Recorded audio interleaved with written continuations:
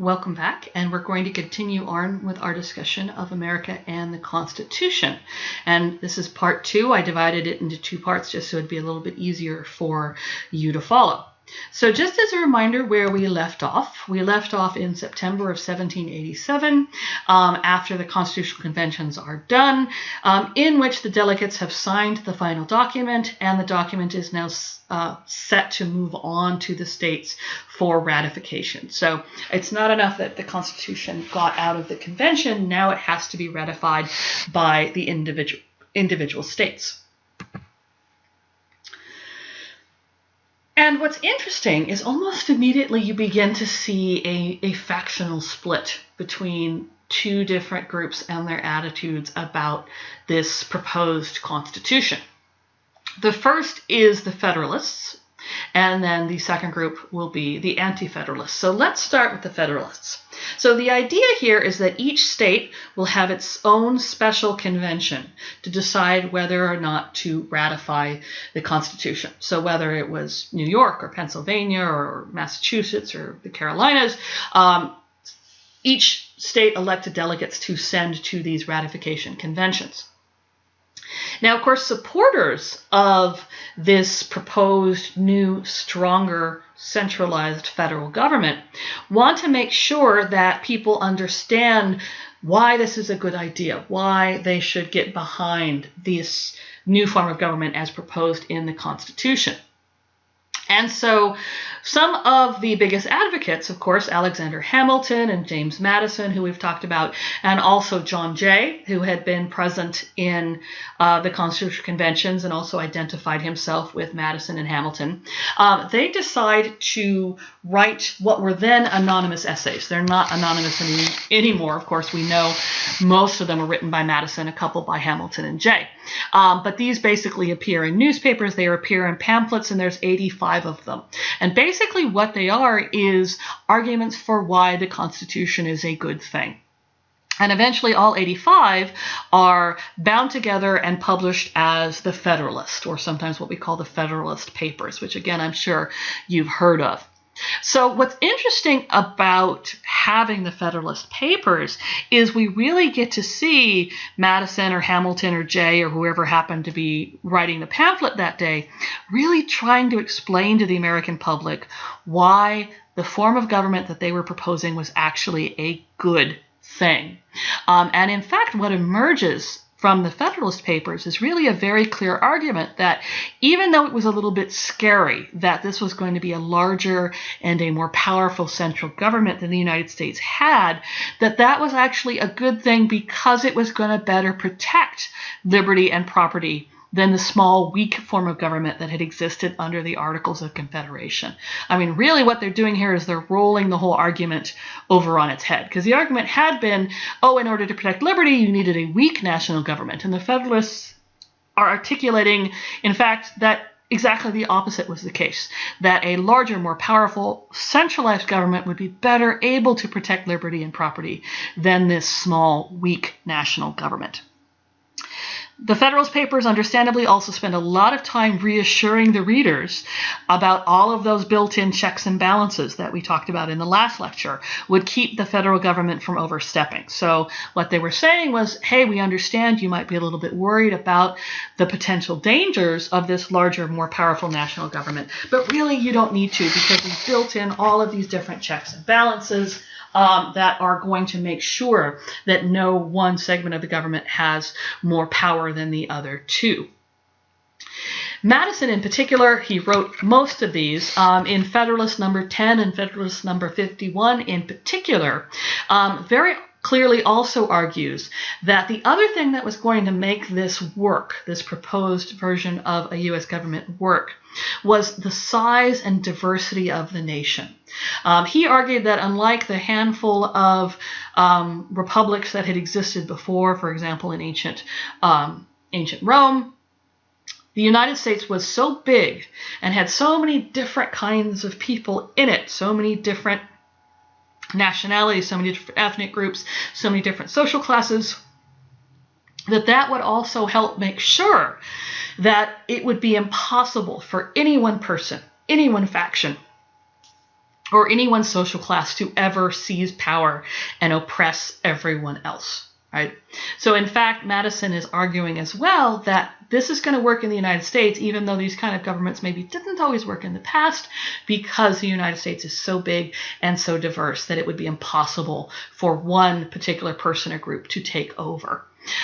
This also, by the way, will be another reason why America becomes so interested in westward expansion as we move into the 19th century, is it's sort of understood that the bigger and the more diverse the United States got, that the healthier for democracy that would be, because again, it would prevent sort of the emergence of any sort of tyranny inside the government. So it really is quite remarkable to see these men kind of laying out, and in many cases turning on their heads, some of the traditional arguments about the way the government functions. So if you've never looked at the Federalist Papers, I really suggest you do that, because it's quite a remarkable and in many ways very insightful way of thinking about politics and the way politics work. And of course, for our purposes as Americans, it basically explains a lot about the kind of government that we ended up with. Okay, now, not everybody looks at this drafted Constitution and sees a positive, okay? So emerging, in opposition to the Federalists, are a group that we call the Anti-Federalists. And they're not quite as well organized. They certainly don't have their own papers like the Federalists do. But the Anti-Federalists are made up of a couple of distinct groups, and sort of what ties them all together is a real concern about the possibility, and particularly the possibility of a dangerous federal government being created. So some of the people who become key Anti-Federalists go all the way back to being radicals in the American Revolution itself. So Sam Adams, remember, cousin of John Adams, John Hancock, Patrick Henry, Mr. Give Me Liberty or Give Me Death, that Patrick Henry. These are some of the men who are involved with the writing of the Constitution, but also were very concerned about the potential danger of the kind of government that the Constitution was proposing to create. Also, in many cases, on the side of the Anti-Federalists were small farmers. So people who were not perhaps as wealthy and powerful as the men who had drafted the Constitution, and small farmers in particular were very worried that a large, powerful, centralized federal government would have too much power to set economic policies that might in turn hurt small farmers. And the Anti-Federalists do recognize they need some kind of government in the United States. So they're not suggesting that they scrap the Constitution and start over yet again. Instead, what the Anti-Federalists decide is needed is a Bill of Rights, that they need the addition of a Bill of Rights to this proposed Constitution. And the reason for that, quite simply, is the Anti-Federalists, since their big fear was about what a really powerful centralized government might do, they wanted a document that spelled out what the federal government could not do. Because, of course, the Constitution lays out what the federal government can do. But in its initial form, there was nothing in there that said what it couldn't do. So the Anti-Federalists say, look, what we need here is we need an addition to this document that says what this new powerful federal government you guys want to create can't do, right?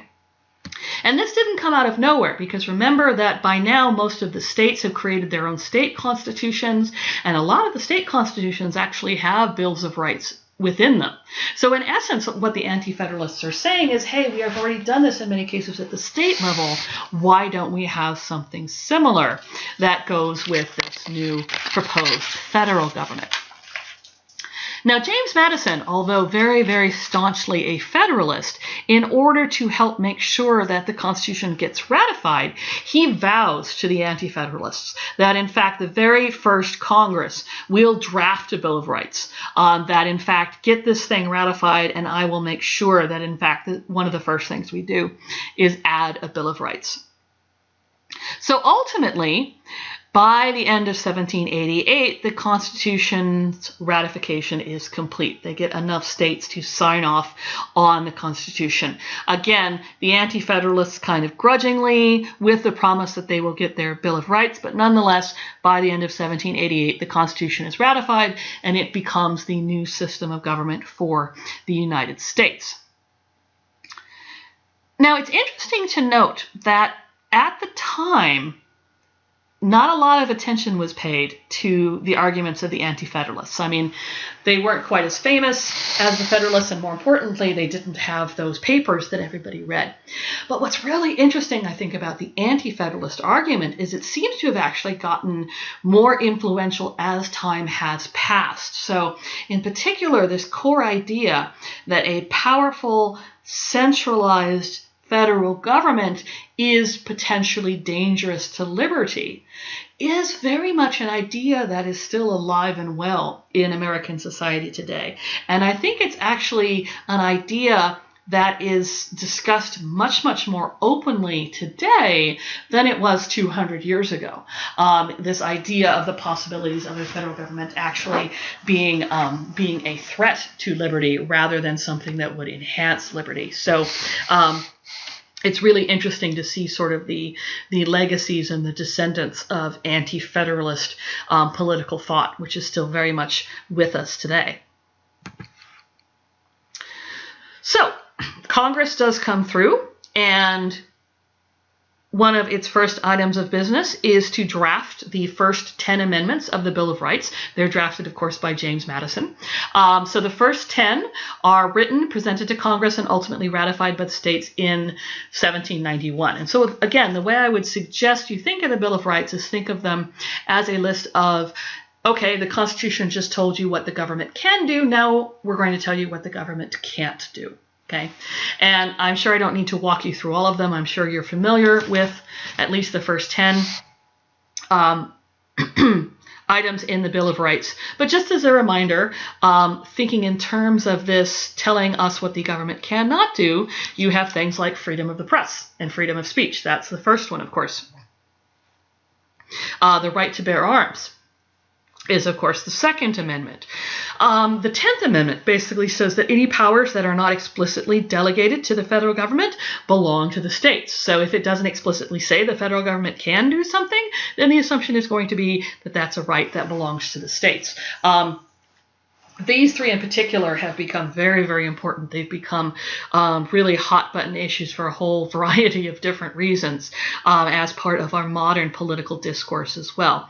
But again, for our purposes right now, just think of these as being that sort of promise to the Anti-Federalists that there would be this additional amendment, the Bill of Rights, that would lay out what the federal government cannot do. Okay, so we also, though, need to revisit the question of who gets left out of this whole conversation. And we talked a little bit about that when we talked about voting rights after the Revolution. We talked about it a little bit last time with slavery and the Three-Fifths Compromise, rather.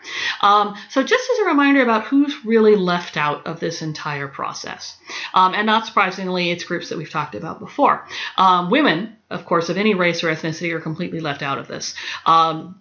They have no rights as spelled out explicitly in the Constitution. You could make an argument that, of course, the Founding Fathers meant women, but there's really no discussion of gender at all in the Constitution. And in case you've been following the current debate about the Equal Rights Amendment, the ERA, which has once again become news, that's in many cases what that's an attempt to do, is actually finally put some specific language in the Constitution about gender. So women are basically just not even discussed in any of these debates as far as where a woman of any race or ethnicity might fit into this. Indians, of course, get no recognition whatsoever in this new formal federalist American government. In fact, they're not really recognized at all. Remember, of course, they're not understood to be citizens in this time period. In fact, they're not even counted for purposes of representation. So, make of that what you will. The only way that Indians are sort of acknowledged by this brand new federal government is when it comes to obtaining Indian land, because of course that's what Americans want from the Indians. They're not really interested in the Indians themselves, they want the land. So the federal government is supposed to obtain Indian land legally through treaties. And this creates a really interesting element, because what that would mean is that means the American government recognizes Indian nations as sovereign. So in other words, if you're going to have a treaty with an Indian nation, that would mean the American government has to recognize the existence of that Indian nation just as much as it would recognize the existence of the nation of France or the nation of Italy or whatever the case may be. So that's really the only ways in which indigenous peoples appear in these new founding documents, is in terms of land and this idea that there would be a legal way to obtain Indian land through the treaty process. But of course, just as we've seen so many times before, in many cases, treaty negotiations are not good faith negotiations in the first place. So they're called treaties, but very often they are crooked from start to finish. But of course, sad to say, in many cases, the United States doesn't care, because what they're interested in is the land. So a very good example of this is the Treaty of Grenville, which is signed in 1795. This is, again, an attempt to deal with the conflicts in the Ohio Valley, because as we talked about, going all the way back to the 7 Years' War, there had been conflict between settlers in the Ohio Territory and different indigenous groups there. So the Treaty of Grenville was an attempt to once again end the armed conflict that was happening in the Ohio Territory. And what the Treaty of Grenville did was it forced 12 Indian tribes in the Ohio Valley to cede most of what is today the states of Ohio and Indiana to the federal government. So here again, with defeat in war, comes a forcing of indigenous peoples to surrender their land to the United States government. The other thing that comes out of the Treaty of Grenville, which is worth mentioning, is the annuity system. And basically this establishes annual payments from the federal government to indigenous people. So it's basically a monthly grant that would go from the U.S. government to indigenous peoples. In this case, at the Treaty of Grenville, the 12 Indian tribes that were forced to cede their land. Now, the only reason indigenous groups generally accepted the annuity payments was they needed them to survive. Once they are pushed off their land, in many cases they can no longer make a living in any other way, particularly if they had been hunters and gatherers, or even in some cases agriculturalists. They just cannot survive without support from federal government. But the dark side of that is the minute a tribe accepts annuity payments, what this means is that now they're under the thumb of the U.S. government. Now that the U.S. government is giving them monthly grants, the U.S. government will increasingly try to dictate what indigenous peoples do or do not do.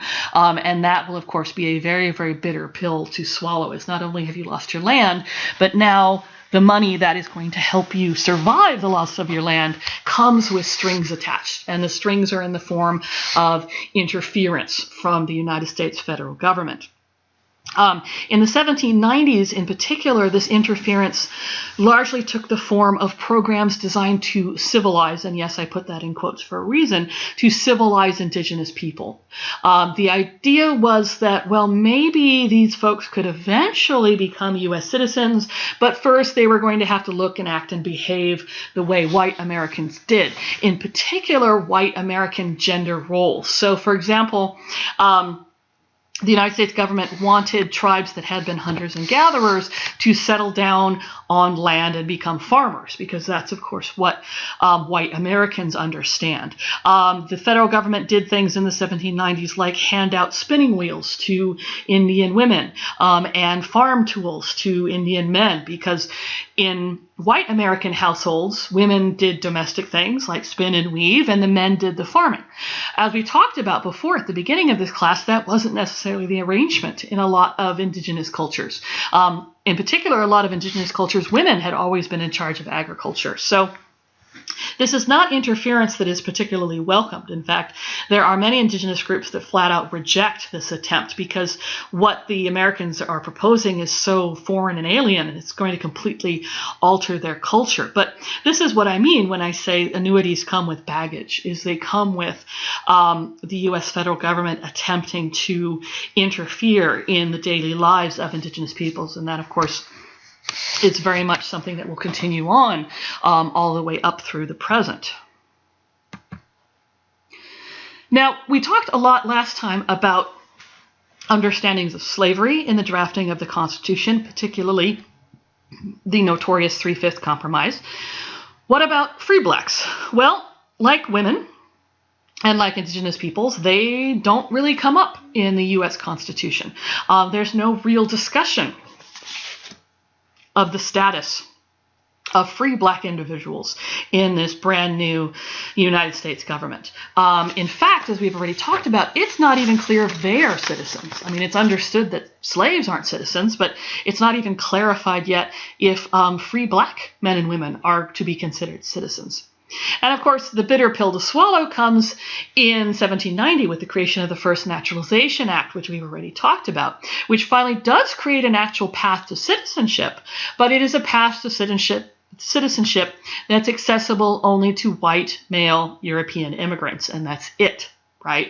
So it leaves free blacks in particular in this kind of netherworld where they might have voting rights in the individual states where they live. They might not. Certainly, in many cases, they're not able to exercise their federal rights. And in fact, no one is entirely sure if they're even technically considered citizens at this point, because, of course, remember, at this time period, citizenship is defined largely by your ability to vote. And not only that, but in the wake of the adoption of the U.S. Constitution, increasingly the argument becomes not just about should black people have the right to vote, but increasingly it is should black people participate in democracy at all. And so you have a lot of the very same people who had been instrumental to the creation of the U.S. government, people like Thomas Jefferson, saying very clearly that he felt that they should not be. This comes out most clearly in Jefferson's 1785 Notes on the State of Virginia, where he talks a lot about what he believes is sort of the deficiency of black people, whether enslaved or free. That it was a combination both of just sort of naturally not being what he felt was not as intelligent as whites, but also sort of the degradations of slavery. And so Jefferson in particular very clearly is pushing this idea that whether they were enslaved or whether they were free, free black men and women maybe didn't necessarily have a place in this new democracy. That really they should perhaps hopefully not have to participate. And we're going to be talking about some of Jefferson's ideas in a little bit more detail in the next couple of lectures.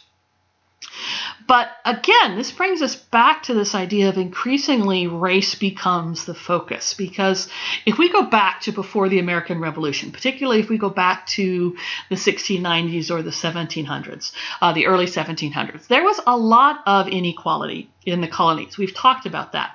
And certainly race was absolutely one of the bases for inequality, right? But there were a lot of other ones that we've talked about. Condition of servitude, not just enslaved men and women, but indentured servants, remember, didn't have the same rights as people who were not indentured servants. Social class, right? Think about voting restrictions that are in place. National origin.